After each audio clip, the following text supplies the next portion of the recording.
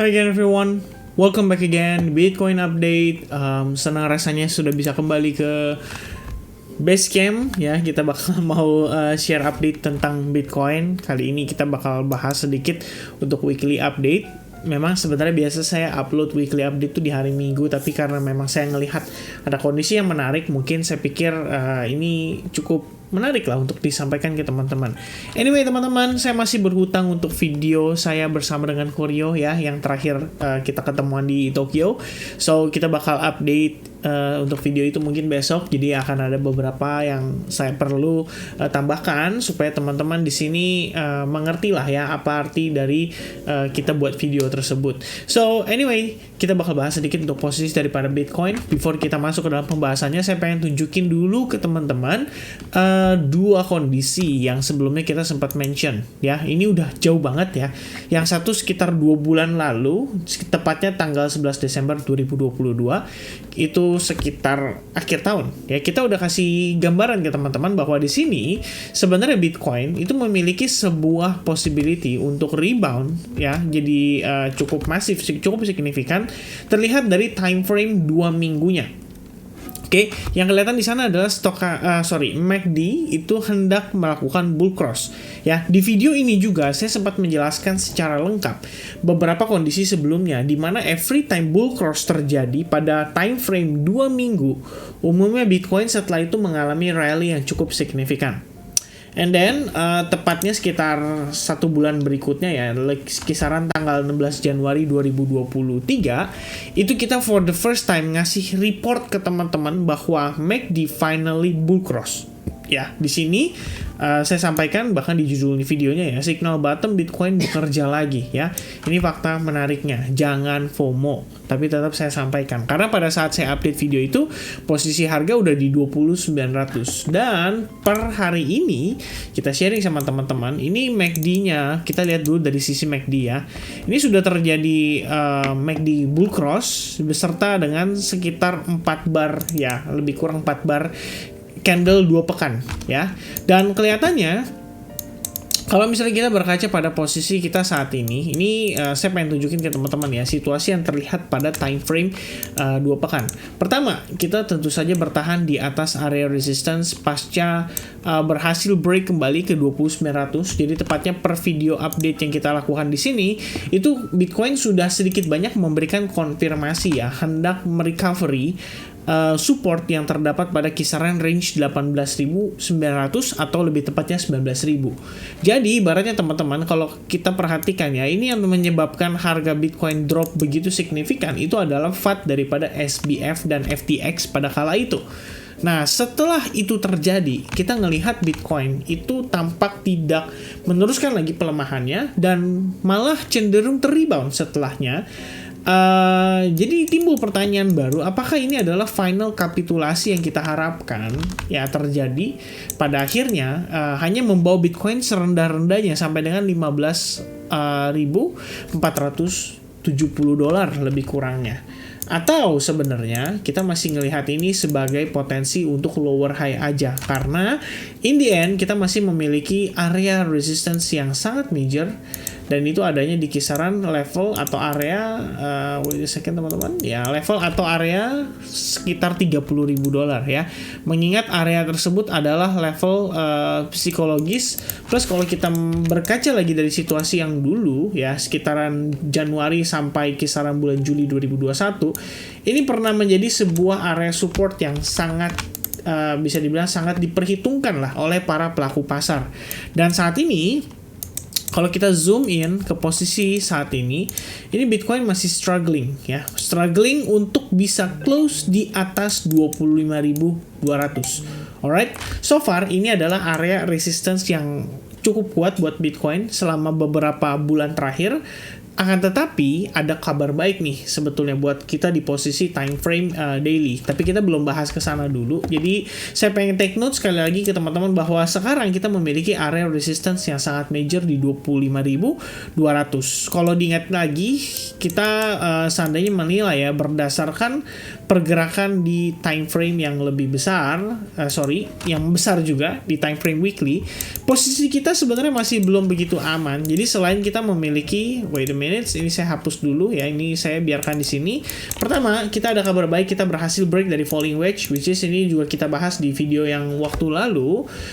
Yang satu kondisi yang saya sungguh-sungguh perhatikan untuk saat ini adalah resistance kita di 25.200. So the question is, untuk pekan ini mampukah Bitcoin close di atas level itu? Ya, kalaupun seandainya kita mendapati rejection pada Bitcoin, maka sebetulnya rejection yang terjadi pun menurut saya itu memang diperlukan ya untuk proses retest terhadap area tertentu. Oke, nah kenapa saya katakan demikian? Sebab kalau misalkan kita menilai ya daripada pergerakan dari S&P 500 sendiri, ini sebenarnya S&P 500 itu terkena rejection dan lagi retest nih terhadap area support yang sebelumnya merupakan resistance.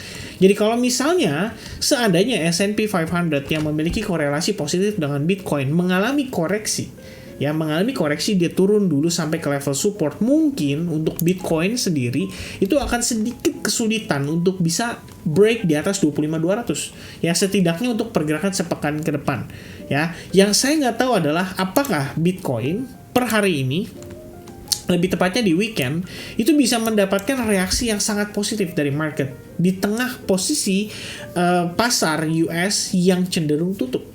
Ya, jadi S&P 500, Nasdaq itu kan lagi pada tutup nih teman-teman sekalian. Tapi Bitcoin apakah mampu memberikan gerakan yang signifikan pada istilahnya weekend kali ini? Ya, kalau kita lihat pada time frame daily, ya ini adalah closing tertinggi kita semenjak berapa?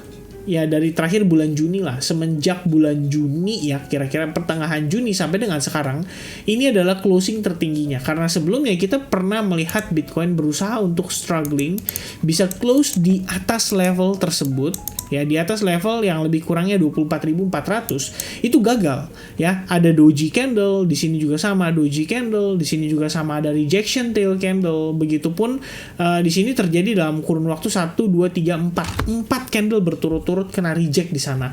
Berusaha untuk close di atas tapi selalu gagal dan pada akhirnya close-nya di bawah 24.400. Nah, for the first time, at least nih teman-teman, for the first time, kita lihat pergerakan kemarin, Bitcoin mampu close di atas 24.477 atau $24.500 lah, lebih kurangnya. Ya, walaupun bisa dikatakan ini belum confirm banget ya, dalam artian, kalau misalnya kita bilang bahwa, wah, breakout sudah terjadi. Well, menurut saya ini belum benar-benar terkonfirmasi. Kenapa? Karena saya butuh break yang lebih impulsif. Ketimbang hanya sedikit ngepoke aja ke atas, tapi ada buntutnya, ya, sedikit panjang ke atas. Jadi itu membuat saya lebih mempertimbangkan bahwa selling activity di kisaran 24.500 sampai di 25.200 itu kelihatannya masih ada, teman-teman. Ya, walaupun kemarin closing tersebut terjadi dalam kondisi volume yang lumayan lebih tinggi dibandingkan dengan average sebelumnya. Jadi anggapannya memang ini patut diperhitungkan bahwa ada possibility Bitcoin tuh bisa breakout lebih early dari yang kita bayangin. Ya, jadi kalau kemarin saya ngelihat ada potensi rejection, per hari ini ya kita ngelihat juga sebuah kondisi yang lebih istilahnya terupdate ya berdasarkan data yang di-provide pergerakan hari ini. Mungkin kita istilahnya boleh mempertimbangkan. Kalaupun ya seperti yang saya katakan di video sebelumnya, kalaupun teman-teman mau melakukan short, pertimbangkan dari sisi risk manajemennya. Ya, pastikan resikonya di set itu serendah mungkin, karena kemungkinan kita trading kan short itu adalah trading kan pada proses koreksinya, bukan pada proses impulsifnya. Ya, yang kita expect adalah istilahnya go with the flow, ngikutin pergerakan tren utama, bukan mengcounter. Ya, kalau kita lihat dari higher time frame, which is time frame daily, kita ngelihat Bitcoin mampu recovery dengan kondisi yang cukup signifikan. Kemudian di time frame hourly-nya kita juga lihat masih ada kemungkinan bahwa demand ataupun buyers itu masih bisa masuk kembali ke market. Maka kita ngelihat di sini bahwa kita tuh sedang mencoba untuk menangkap koreksinya ya. Apakah 25.200 benar-benar strong resistance dan Bitcoin akhirnya menimbulkan reaksi pada para pelaku pasar yang mungkin sebelumnya sudah beli di angka lebih rendah untuk melakukan profit taking. Dan kalau mereka melakukan profit taking, berarti kan ekspektasinya adalah harga cenderung turun perlahan. Dan kalau harga turun perlahan, ya mungkin yang kita lakukan short itu bisa dimanfaatkan gitu. Tapi kalau misalnya teman-teman lebih konservatif dan merasa bahwa short di kondisi Bitcoin yang lagi cenderung bullish ini amat sangat berbahaya atau beresiko, I think teman-teman boleh hindari posisi tersebut juga. Jadi kita lebih prefer menunggu. Seandainya turun, jangan disesali. Ya, ketika dia turun, oke, berarti kita tahu nih, kita mendapatkan kesempatan untuk kita buyback. Ya, dengan posisi melihat tren secara keseluruhan, itu masih possible banget untuk dia rebound lagi dan bullish lagi. Ya, walaupun tadi challenge-nya cuma satu di S&P 500. Oke, nah untuk time frame daily kalau kita lihat hari ini wajar ya, misalnya pergerakan low volatile. Pertama ini weekend di hari Sabtu, kemudian kalau misalnya closingnya kayak gini ya, ini paling kayak cuma doji. Cuma saya biasanya kalau di weekend itu saya cenderung nggak begitu memperhitungkan lah ya, istilahnya untuk memberikan sebuah clue pada pergerakan di hari Senin atau di hari Selasa. Karena biasanya Senin pagi aja jam 4 jam 5 itu pergerakannya udah volatile ya, lumayan agresif karena menjelang sesi Asia atau kita bilang pre-Asia, and then ya apapun technical analysis yang kita lakukan pada weekend sebelumnya itu kecenderungannya jadi invalid gitu. Walaupun pagi hari dia cuman kayak nge-grab liquidity aja, jadi kayak turun ke bawah kenain stop loss, naik ke atas kenain stop loss, and then dia steady lagi di tengah-tengah. Biasanya kayak gitulah lebih kurangnya. Alright. Nah, teman-teman, jadi dari penjelasan di sini sementara ya, ini saya quick recap. Kita lihat time frame weekly memiliki possibility of rejection di mana resistance kuat itu ada pada weekly moving average 200 juga nih, yang warna biru Tosca ini itu berada di kisaran level $25.000. Ditambah kita memiliki area resistance yang sangatlah major di 25.200 so far selama beberapa bulan terakhir, bahkan dari Juni 2022. Alright, jadi ini adalah satu level atau satu area yang sangat penting. Meanwhile, buat time frame hourly-nya, sebenarnya sebelumnya kita melihat ada probabilitas untuk dimanfaatkan melakukan short, di mana rejection kembali terjadi pada supply area yang terbentuk di sini. Which is kalau teman-teman nyimak di video terakhir yang saya waktu update-nya itu di bandara, saya sempat sampaikan ya, ada possibility harga tuh bisa naik dulu dan mencari istilahnya potensi lower high-nya dia. Nah, sekarang kalau kita lihat di pergerakan saat ini Bitcoin sepanjang hari dia hanya tersideways aja. Di Asia punya high level, kemudian di Asia punya low level juga. Jadi dia kayak sideways saja sepanjang hari ini, dimana pada time frame 1 jam kita bisa lihat Bitcoin itu respect pada EMA 21.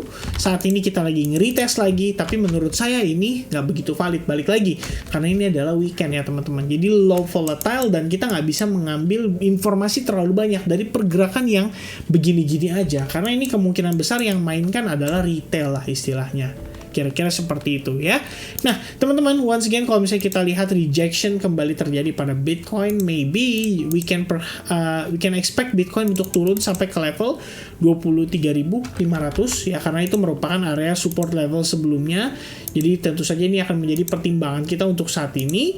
Kalau seandainya Bitcoin berhasil break dari EMA 21, ini sebenarnya kembali lagi menawarkan peluang untuk melakukan short, karena penilaian saya adalah berdasarkan naiknya ini sebenarnya sudah cenderung korektif ketimbang dengan penurunannya yang sangatlah impulsif. Nah, di sisi lain mungkin akan ada teman-teman yang bisa berpikir bahwa ini cenderung membentuk cup and handle pattern, which is kalau cup and handle kecenderungannya break dari si neckline atau supply area, kita bisa lihat Bitcoin cenderung rebound lagi atau rally lagi, nerusin penguatan yang terjadi sebelumnya, which is nggak salah teman-teman. Jadi kalau saya sih pribadi ya, much better untuk menunggu sampai ada konfirmasi close candle dulu. Apakah kita close di bawah EMA 21 dan akhirnya membuat Bitcoin break dari sesi Asia hari ini, ya lowest daripada sesi Asia hari ini, atau kita cenderung break ke atas, di mana kita memproyeksikan juga ada possibility bahwa di situ terbentuk yang namanya cup and handle. Nah, tugas kita sebagai trader adalah bereaksi atas hal tersebut. Jadi bukan kita memprediksi, teman-teman. Ini kalau berdasarkan bola kristal atau bola bola ramalan yang saya punya, Bitcoin akan break nih dalam kurun waktu 2-3 jam ke depan. Nah, itu menurut saya agak kurang begitu valid. Unless teman-teman 2-3 jam ke depan ada sesuatu. Misalnya contoh, Bitcoin hash rate diperkirakan akan turun dari angka sekian jadi sekian karena akan ada beberapa miners yang men-shutdown alatnya mereka, yaitu harus terstruktur karena kembali lagi Bitcoin itu kan decentralized. Kita bukan ngomongin dia punya community terus kayak lu udahan ya, gue juga udahan deh gitu. Bukan yang kayak gitu teman-teman ya. Dan kita di sini istilahnya Ya, ini panjang ya kalau dibahas ya, tapi teman-teman harusnya paham lah idea yang saya maksudkan. Yang pasti untuk saat ini adalah kita melihat ada rejection pada supply zone, setelah itu harga cenderung hanya tersideways saja di level itu, dan kalau misalnya dia breakdown dari EMA 21, maka dia ada potensi retest ke 23.500. Itu bisa menjadi perhatian khusus untuk kita saat ini, dan mungkin kesimpulannya untuk kita manfaatkan adalah bergantung daripada break yang terjadi pada Bitcoin ya, terutama karena ini weekend jadi agak sulit untuk kita menentukan apakah break ini impulsif didukung dengan volume atau ini hanya sekedar retail saja yang pengen mainkan harga, ibaratnya seperti itu. Alright, so teman-teman, itu dia sedikit penjelasan saya seputaran Bitcoin. Mudah-mudahan cukup clear. Once again, it's glad to be back ya. Finally bisa update lagi dari di depan layar ya komputer ya. I think that's it teman-teman. Thank you so much for watching and I hope I'll see you guys again in the next update. Happy weekend everyone. Cheers and bye-bye.